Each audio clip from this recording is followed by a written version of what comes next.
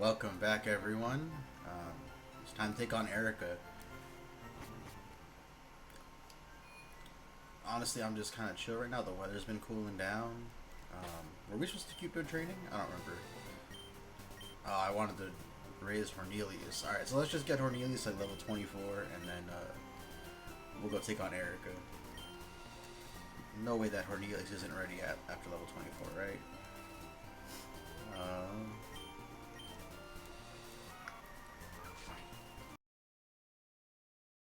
Alright, so I gave in. Bought the Game of Thrones books. Started reading. I like his writing style. I'm only a few chapters in. I just hit the first Arya chapter, but I haven't started it yet. It's cool to just see things a little more fleshed out. See how much damage that does here.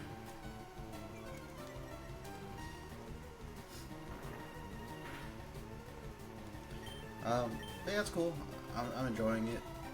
I rewatched all the Game of Thrones with my dad because he'd never seen it before, and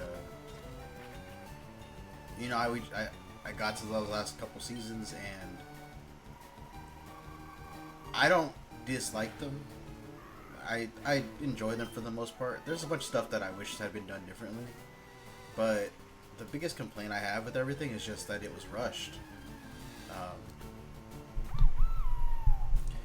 It was so easy to just give everything time, and they just chose not to do that, which was weird, because they were given the offer to have additional seasons, and they just chose not to, or additional episodes at least. Like, personally, I'm cool with the ending. I'm cool with the way things happen. I just feel like everything needed more time. The one thing that I don't like is that we just didn't get a proper 1v1 of Jon and the Night King. Because, like, bro, what are we doing? Like, you couldn't have had it, like, just 5 seconds? Like, I'm gonna go into it, you know. I should have said spoiler warning at the beginning, I guess, but I'll add it in post. But, I don't know, it just seems like I'm cool with, you know, Ice King being killed by Arya. Like, that shit's whatever. But it couldn't have happened after a 1v1. Like, I don't know the exact rules on Targaryens, you know, but you couldn't have Jon take the fire from the dragon and then survive, and he just like, oh shit, I'm alive. And then he just stabs the dragon, takes care of that, runs into the Night King, and they fight for a bit. And then at first, you know, maybe the Night King's like honorable, and he's like, alright, 1v1 me, let's see what happens. And then after a bit, he's like, hey, this ain't working in my favor, calls in his homies, numbers overwhelm Jon. And then that's when Arya shows up to make the save. I think that'd be fine. You know, I just feel like it's such a missed opportunity. Like, we could have seen Jon pull out a flaming sword and just start going ham. I mean, like I said, have him fight the dragon. The dragon sets him on fire, but he's perfectly fine because Targaryens, you know. And again, I don't know if that's official or not. You know, don't quote me on it. I guess I'll know when I get through the books a little more, but you know, have the sword get lit on fire there, and it just carries over into his fight with the Night King.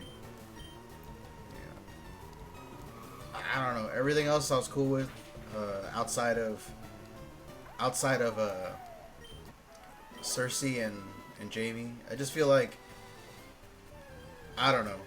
If I had done it, I would have had Jaime go back the way he did, and I would have had him be the person who's begging Cersei, like, hey, it's over, ring the bell. And Cersei wouldn't have done it. Cersei would have been like, nah, we can win this, you know, just delusional.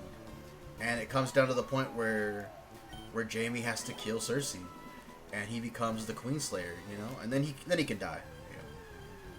You know? I just kind of feel like the whole dying in the cave and embracing was a little too kind for the two of them. Like, don't get me wrong, I like Jaime, I like Cersei as a character, but even though they died, that still felt like a little bit too happy of an ending for them. You know, Jaime, yeah, he gets stabbed and he's ready to die, but he wins his last fight, and then he gets to see Cersei. You know, give him that last bit of tragedy where it's like, you're reunited with Cersei after that battle in the north, and you know you find out the only way that you can save everyone is by killing Cersei and ringing the bells yourself. Like, that would have been cool. I think, I don't know. Instead, it just kind of felt like they both had this moment of happiness that I don't necessarily think either of them deserved. Like, if you're gonna have Jaime go back on his character development there, at least make it mean something.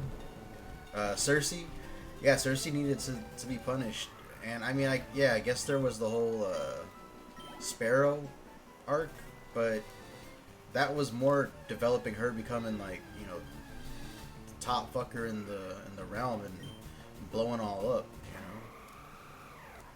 know, I don't know, just having her die by Jaime's hand, I feel like would have been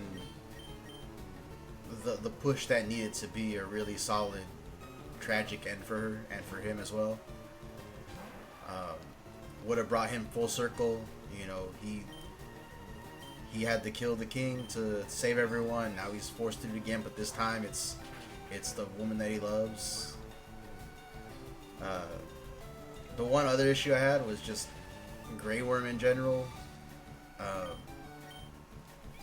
And this is an issue that I feel like would have been fine if they had more episodes to do this. If they had just like an extra 3 episodes, you know, just to flesh things out more, I think you could have really established the Daenerys heel turn, and it's foreshadowed throughout the whole story, you know, just that we're always on the right side of things with her, so we never think like, oh, she's evil because she killed slavers, or she's evil because she set an example with these people who were clearly the bad guys, you know. But in reality, it's like, oh no, that's all psychopath behavior, you know.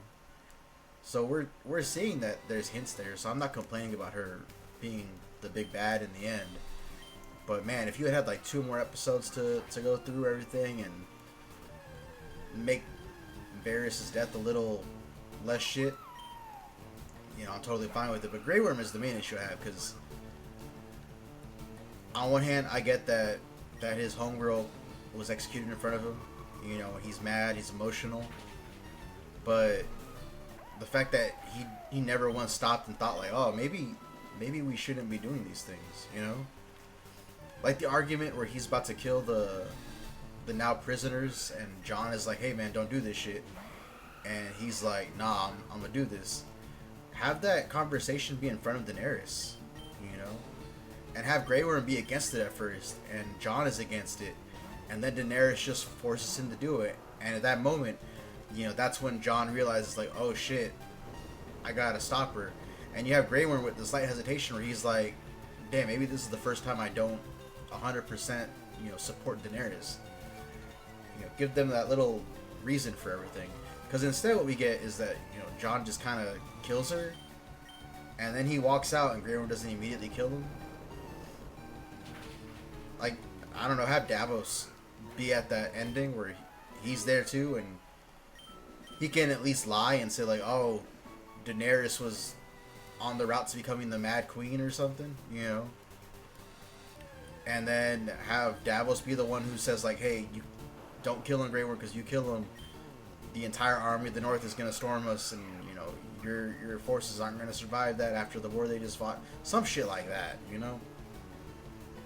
You know, just give me a reason as to why Jon is able to walk out freely. And again, I feel like that could have been done with an extra episode or 2. Like, outside of those issues, I enjoyed the last 2 seasons again. Yeah, I don't know. Things just, like, yeah, there are issues here and there, but I don't remember it being as bad as everyone hyped it up to be, or made it out to be. Yeah, I don't know. I enjoyed it. Started reading the books.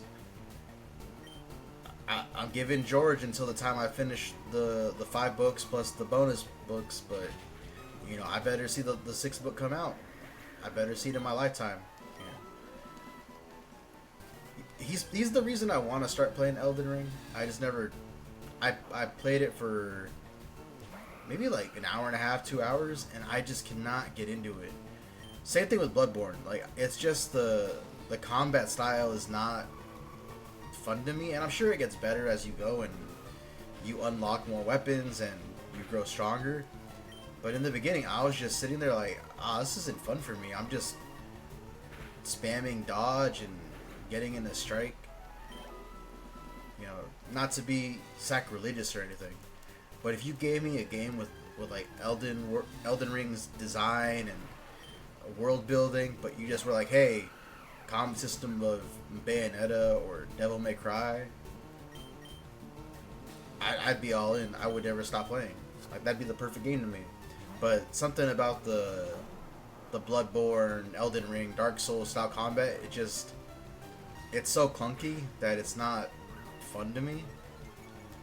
I don't know, maybe I give it another chance later, and maybe I just have to accept that's what it is and I'll have fun with it. But right now, I don't know. It's just kind of a world that I want to explore and just cannot find the patience to explore, which it bums me out. But yeah, started House of the Dragon. It's cool so far. Just finished episode 3. So far, Damien's my favorite character, or Damon, whatever his name is. I like the conflicts the king is having. You know, I had my doubts, but when he was like, hey, I'm not going to hook up with that 12-year-old, I was like, hey, you know what, you're a good dude. You know? There are kings that would have done that, but he was like, nah, bro, that's weird. And I was like, yeah, man, good for you. I mean, yeah, he still hooked up with his daughter's homie, who's like 14. So I guess he's not a good dude, really. George could have aged these characters up a bit. Like, I know it's like the time period or whatever, but like, it wouldn't have hurt to have been like, yeah, man, she's like 20. Still would have been kind of weird, you know, because he was like 50, but like, could have done it. That's the one weird thing to me going to the books, is just the age difference between the TV cast and the book cast. Because to me, the TV cast ages are realistic. And then it's like, yeah, John is 14. I'm like, alright, how much time passes between this and, you know, the final book? Because, I don't know, I remember with the showcast, I don't know if their ages were stated, but I always assumed they were like 18 to 20. At least John and Rob were, and everyone else was underneath that, but older than 10. And it's like, nah, Rickon is 3 years old. And I'm like, oh, what are we doing, bro? What? Like, George, why are they all so young? What's his obsession with this, bro? And I mean, yeah, I guess I'm playing Pokemon where, you know, Red jumps out of the world at 10 years old. But there are no Lannisters in Pokemon, so I feel like he's safe for the most part. You know?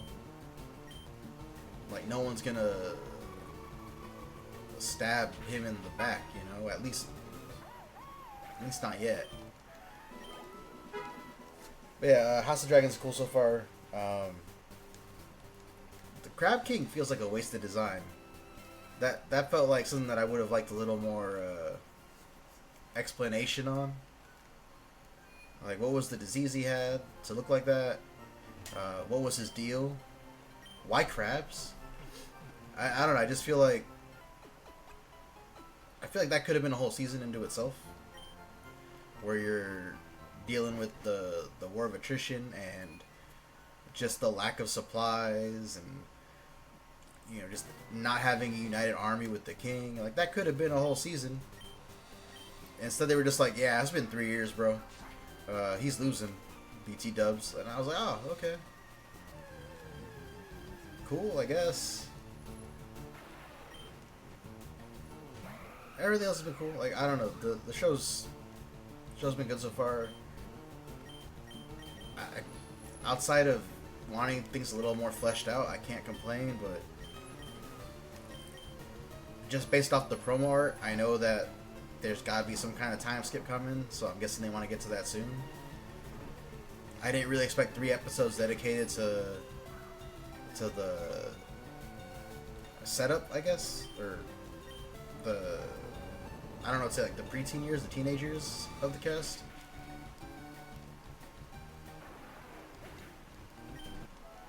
But I'm looking forward to continuing it, you know, or at least getting to the book at some point on it.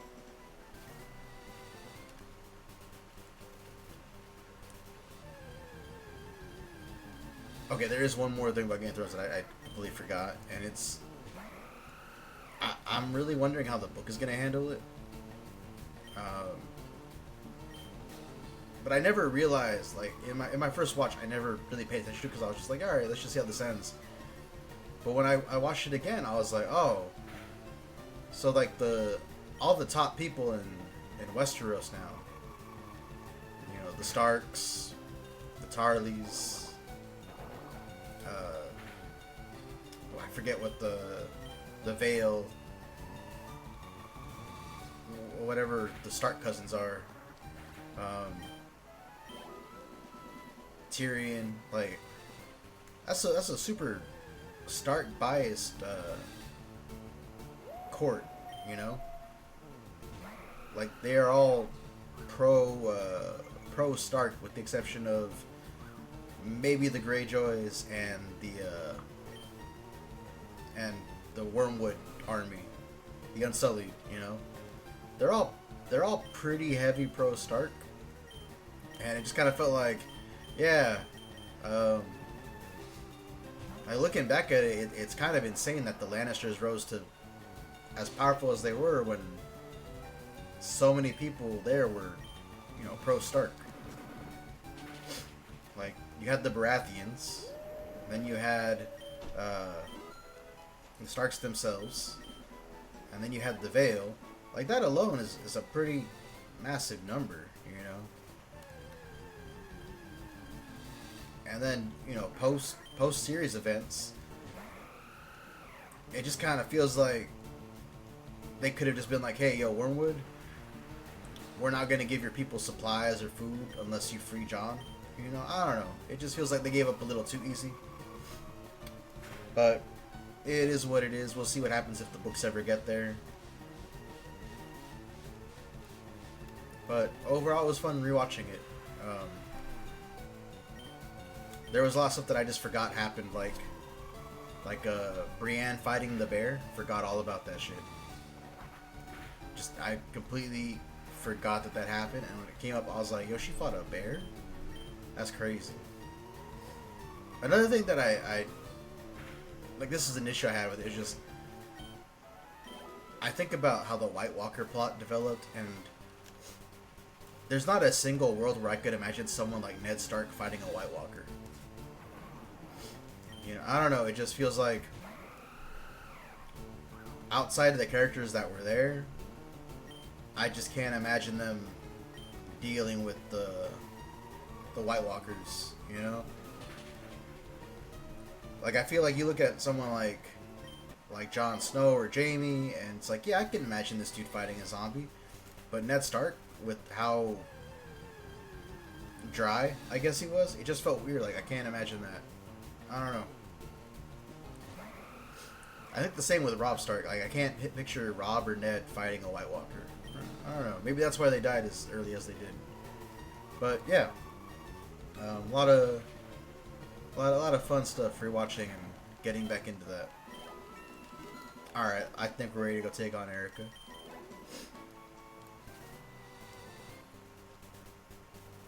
On to, you know, more important talk, aka our tribal chief. That was kind of funny.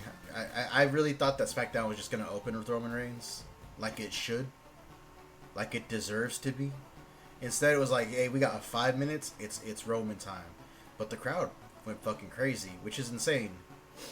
You know, it's so weird that after, at this point, what, a decade of, you know, fans rejecting him, and I guess it's really more like 5 or 6 years, because the tribal chief was pretty well received from the beginning. But to have face Roman and to have him be accepted by the crowd after years of the big dog just not being able to connect after the Shield, it was weird to see. And like the tribal chief is what won me over on Roman.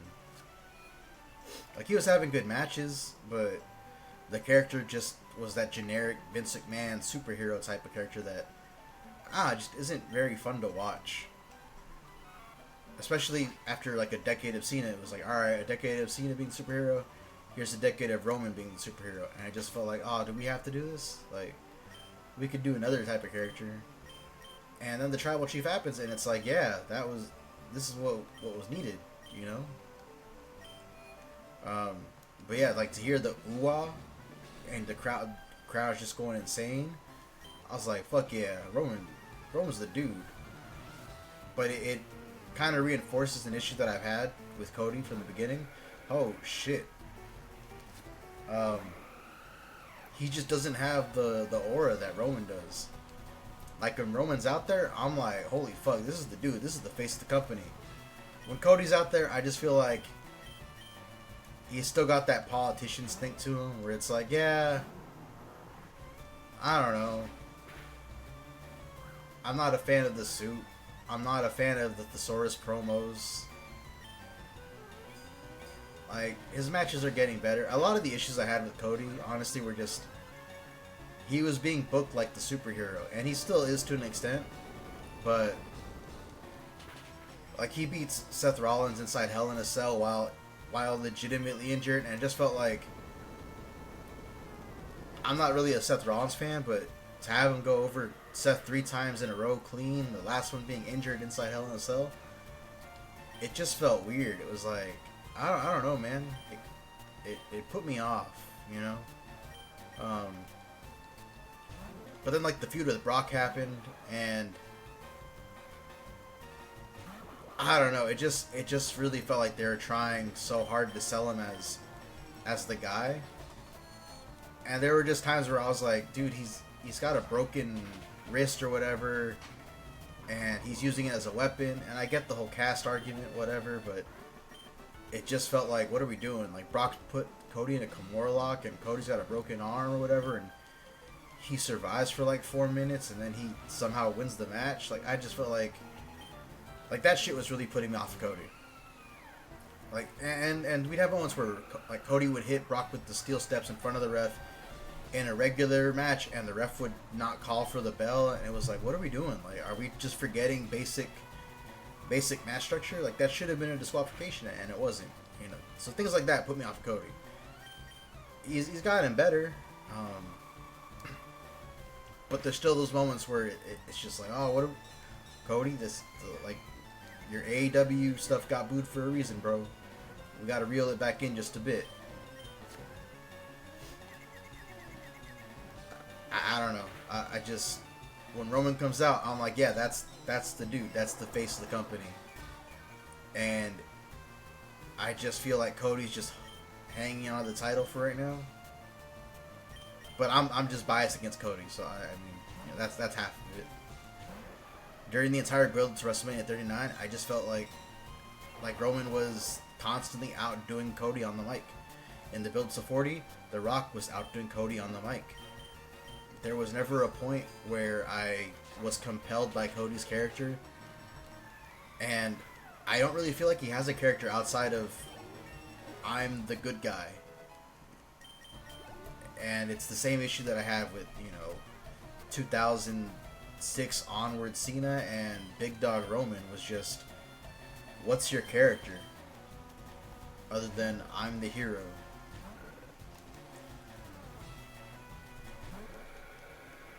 But yeah, that's my Roman talk. There's a lot that happened this week with... I should have used Fire Wheel. Flame Wheel. Oh shit, critical. Like, both shows are packed.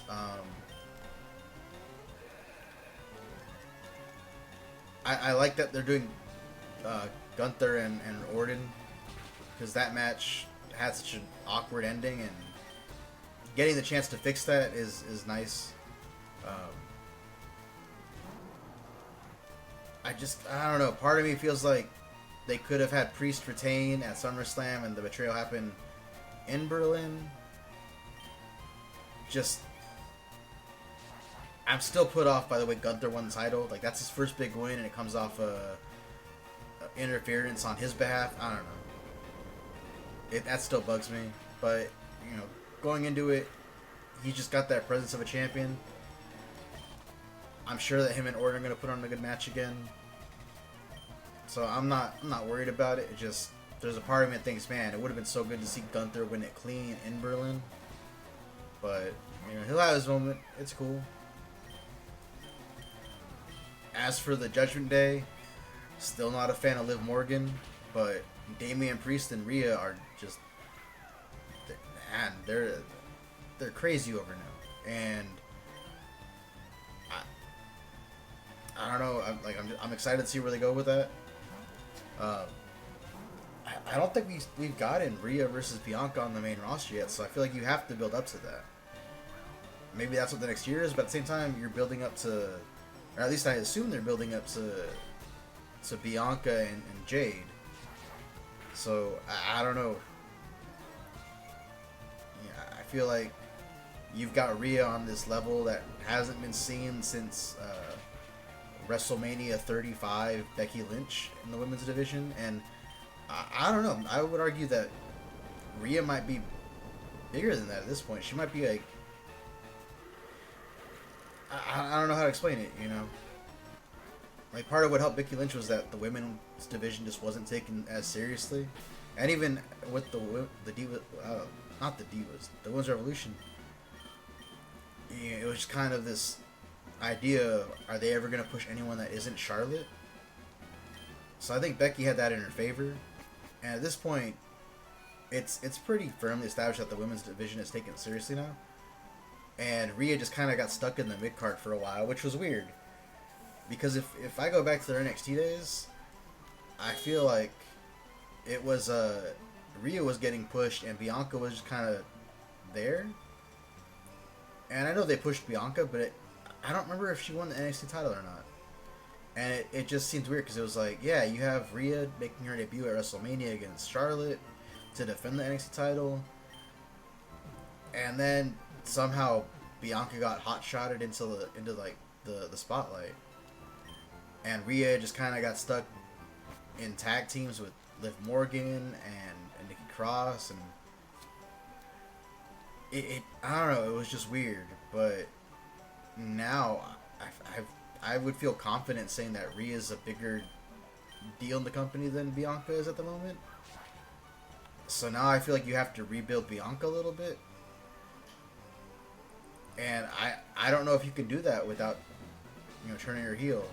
Because her face character doesn't really have any depth to it. It's just another, I'm the best, you know, the EST, for lack of a better phrase.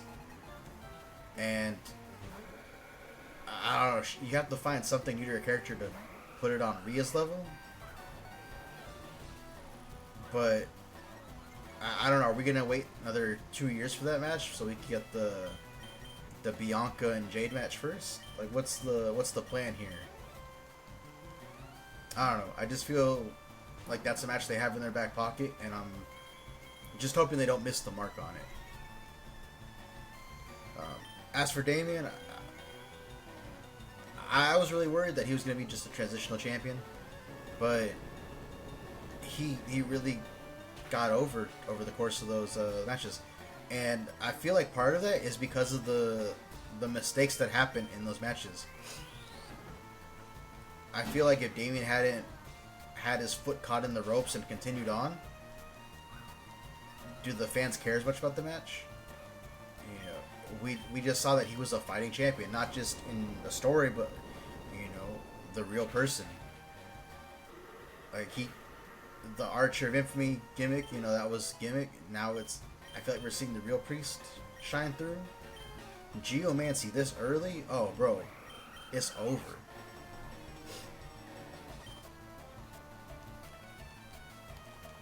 I don't know, I'm just excited to see where he goes. I feel like he cemented himself as a main eventer and a multiple-time world champion with this last run. And I'm just happy that the fans are still behind him. Finn, I'm happy Finn's, you know, in the spotlight of a feud again and not just like a tag team partner. I feel like he should have won the title off of Seth last year at SummerSlam. And I really hated Seth's whole title run last year. and I just felt like that was a good place to end it. The Nakamura match felt like a good place to end it. Multiple Drew matches felt like a good place to end it. The Jey Uso match felt like a good place to end it. And instead it just kept going on and on and on. I don't know. I'm just not... I don't buy into Seth for some reason. I don't know what it is. Like, he's good in the ring. Maybe it's his voice. I just hate when he talks. I'm like, dude, I don't want to hear it. I don't know. I don't know what it is. Just, I don't care for Seth. But yeah, like I was saying, I'm glad that Priest is seemingly like a fixture in the main event scene now. I'm still not a fan of the Wyatt Six. I don't know. I don't care. I'm just mad that Otis got robbed of his big moment against Chad Gable. I'm mad that we finally get Gable and the Creeds together, and then it's just to lose to the Wyatts. Like that's a group that should have emerged dominant, and instead they're just there to put over the Wyatts. I don't know. I'm just not a fan of the Wyatt stuff. I don't think I'm ever going to be sold on it. Unless they go back to the era of like cult leader Bray. I don't see myself caring.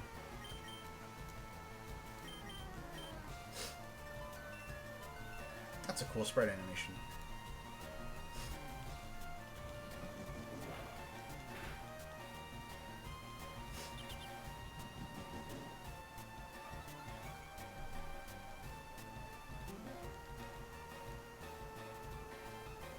Alright, it's a it's a 2-turn move.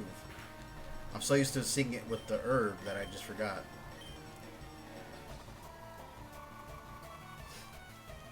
I'm excited for the Sammy and Jay stuff, just because I'm pretty sure they have to go back to the Bloodline at some point.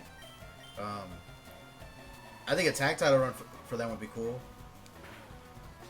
Especially if it helps develop Jimmy's character later down the line.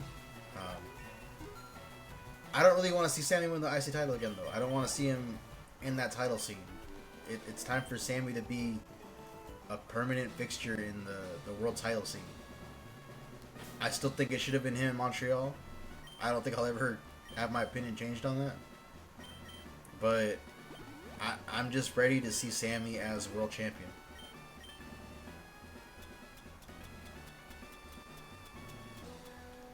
LA Knight, right decision was made.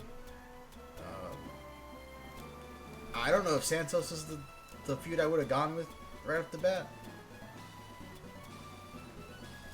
Or, I don't know, like, no offense to Santos. It just feels like you had all the attention on the world on LA, and I don't know, it could have been anyone. And I don't know, the crowd just kind of deflated when Santos came out, and it's like Santos good in the ring. He's fun to watch, but I don't know, he's just missing something right now. Oh shit, that's a lot of Pokemon.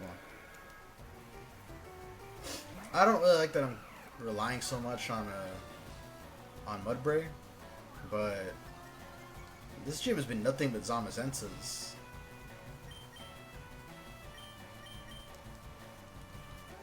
I don't know, I feel like they should have put Ilya on SmackDown.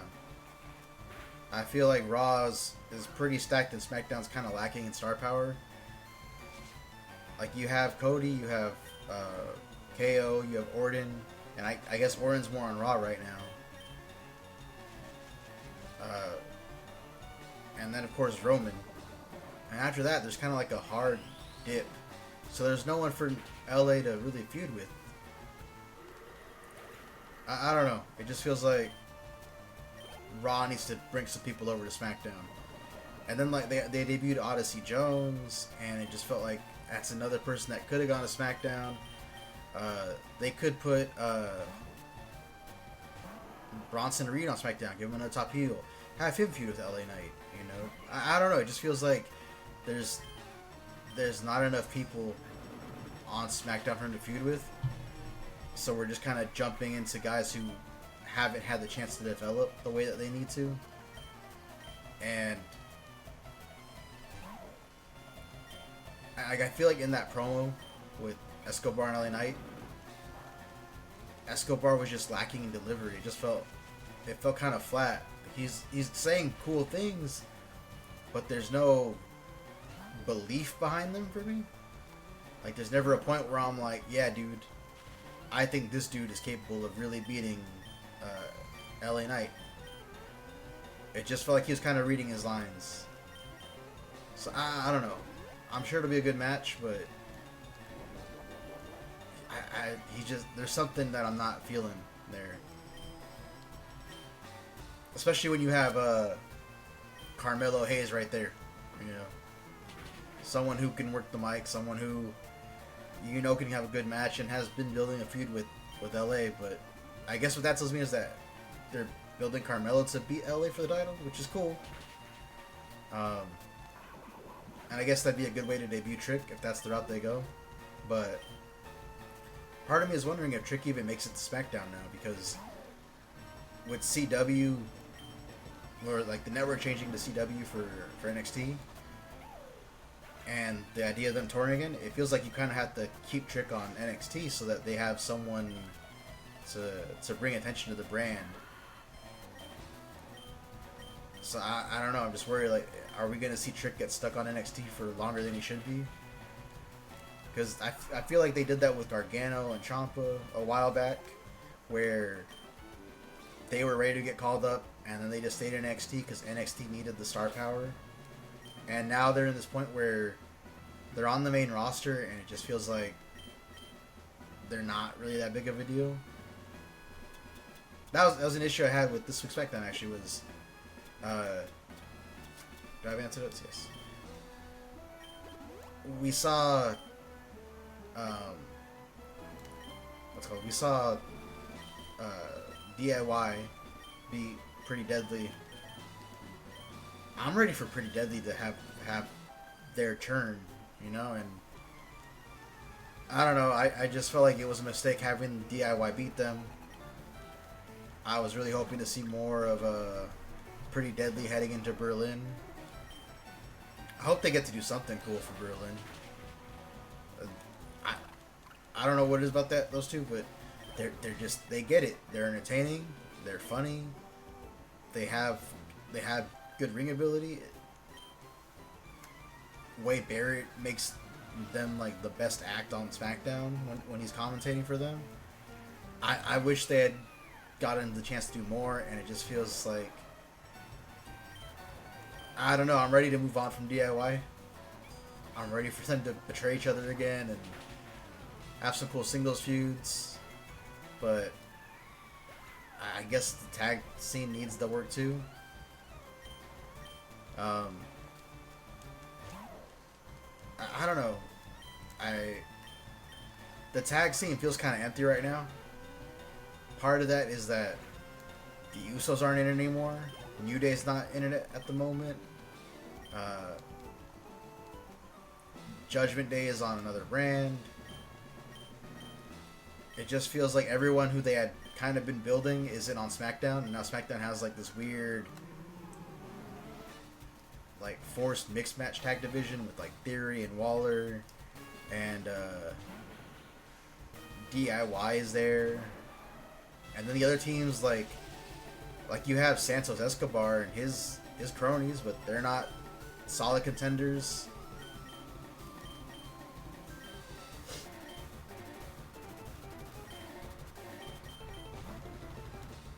Oh. I probably should Dynamax there.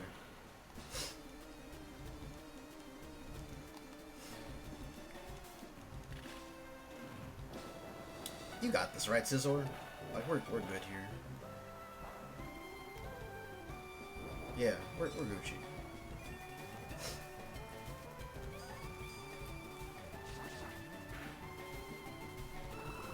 I feel like she used the Dynamax way too soon, so I feel like I'm comfortable Dynamaxing now just to have Scizor here tank the hits. I don't remember how to... There we go.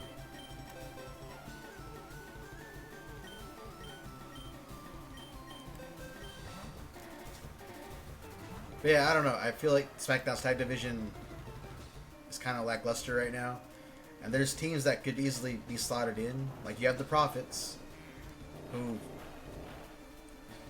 I don't know. They're kind of directionless right now. Honestly, I'd be cool with splitting with the Profits too and having them go singles for a while. I feel like both of them are ready.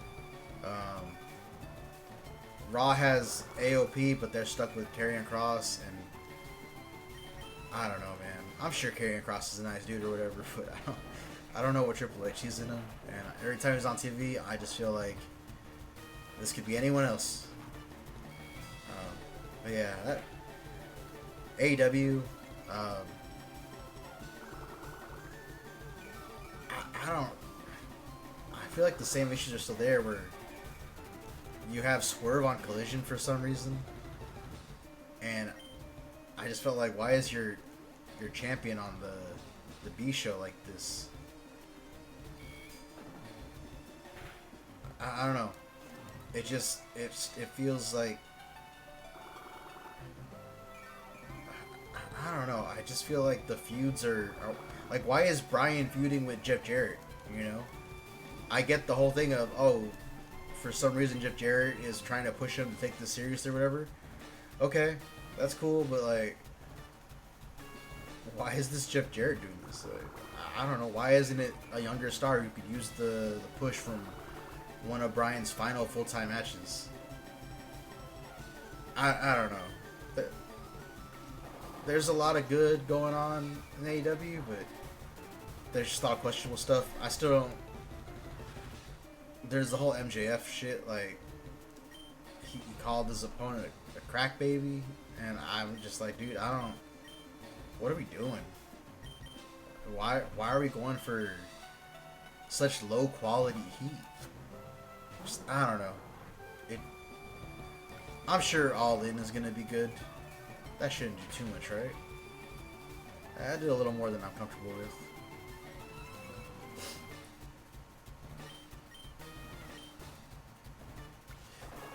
You're faster than my boy here? That's rough.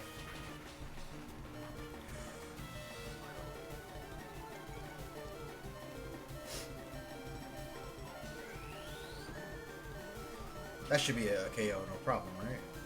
Yeah. We gotta get you out of there. Nope. I'm not enjoying that 9 HP. Do we want to get rid of anything here? Nah, I feel like we're good.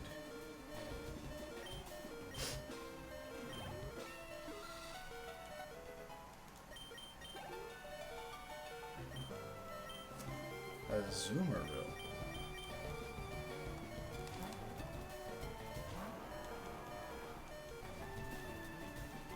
But yeah, I don't know.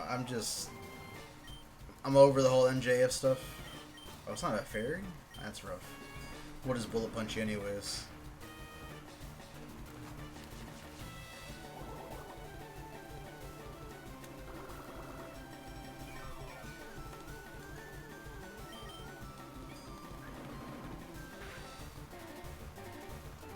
Nice and easy.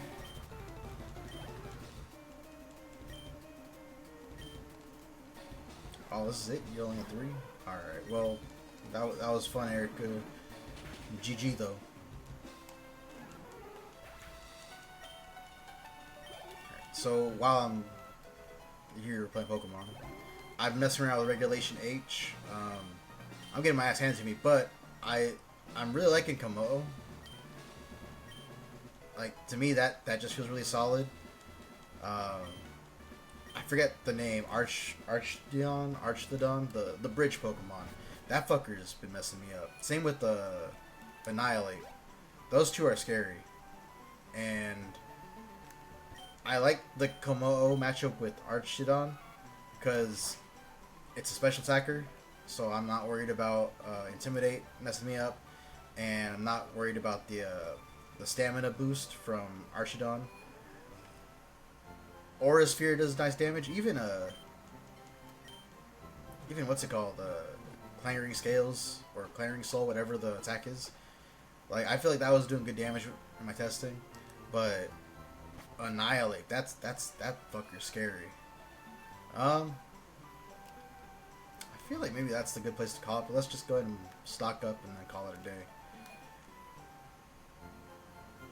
Yeah, I don't know. Annihilate is it's way too strong. It's way too fast. Like that fucker's scary. Nothing here.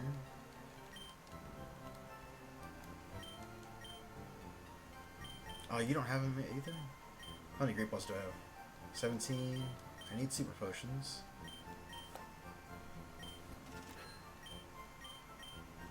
How many antidotes? 11. 7. 10. 8. I'm gonna go ahead and buy like 3 of these though. 4 of them, I guess. Yeah, I don't know. Annihilate scary. Just took me counter. Oh, you're just tutor. No, we're good.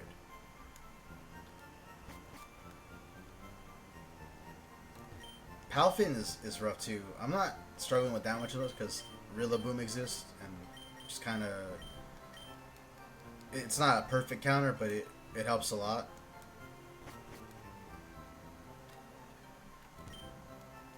What do you have? Oh, nah, not right now. That's too pricey for my blood.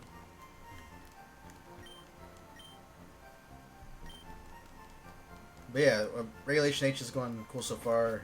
Hopefully by next week I have like a team ready so I can do some playing and streaming with it. But we'll see if I can figure out what complements my boy Komodo. As for card games, I picked I didn't want to. Damn it! I didn't want to buy that. Picked up most of the Whitewoods cards. It's a deck that I feel is just too fair at the moment, but I think after the ban list it'll be fine. But right now it feels like one hand trap is all it takes to stop the deck, and the things the deck can do are cool, but it struggles from how good everything else is, or how good Snake Eyes is in particular.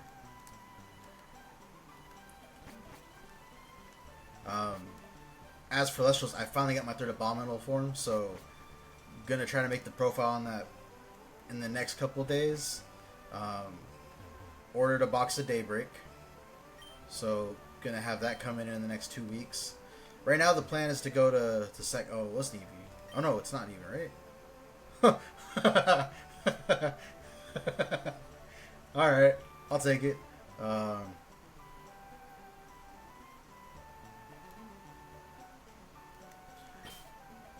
But yeah, so I'll have some card game stuff coming out in the next couple of days or so. Right now, the plan is to go to SAC for the YCS, but I think I'm just gonna do side events. I don't know if I have it in me to play Snake Eyes for hours on end. And Giant card is a way better prize than anything else. And my biggest issue is just I have to drive to SAC 3 days in a row. Once to register, which is dumb. And then once for day 1, and then again for day 2, because I want to do Edison stuff. But, we'll see how that plays out next week. But yeah, we got ourselves Tornadoes. We beat Erika. Got some grinding in. Solid day. Until next time. Peace.